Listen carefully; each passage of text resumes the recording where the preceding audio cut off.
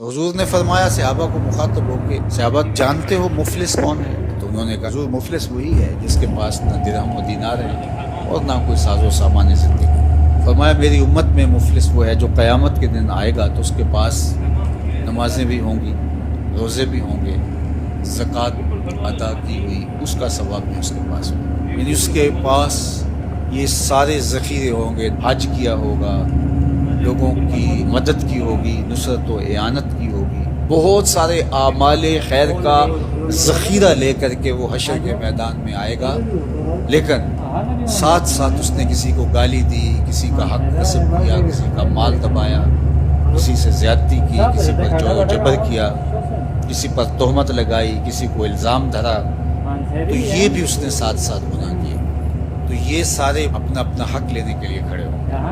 اب قیامت کے دن جو سکہ رائج الوقت ہوگا وہ یہ درہم و دینار تو نہیں ہوں گے، وہ اعمال ہی ہوں گے۔ تو اب ان گناہوں کا تاوان دینے کے لیے کیا ہوگا؟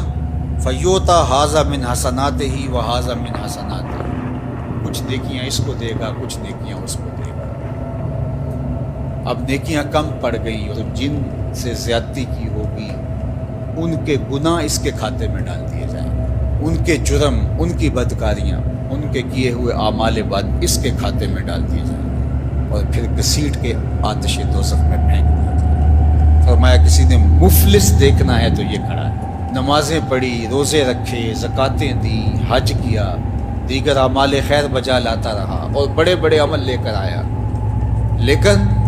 یہاں اپنی نیکیاں دینے، اگر کسی نے ایک درہم کا چھٹا حصہ کسی کا دبا لیا، غصب کر لیا، قرض لیا نہیں دیا، جبرن چھین لیا، دھوکہ کیا، فراڈ کیا، 2 نمبر مال کے ذریعے سے درہم کا چھٹا حصہ ہتھیا لیا، 700 نمازیں جو جماعت کے ساتھ پڑھی ہیں دینی پڑی، اور جو سویر سے لے کر شام تک دونوں ہاتھوں سے اللہ کی مخلوق کو لوٹ رہا ہے،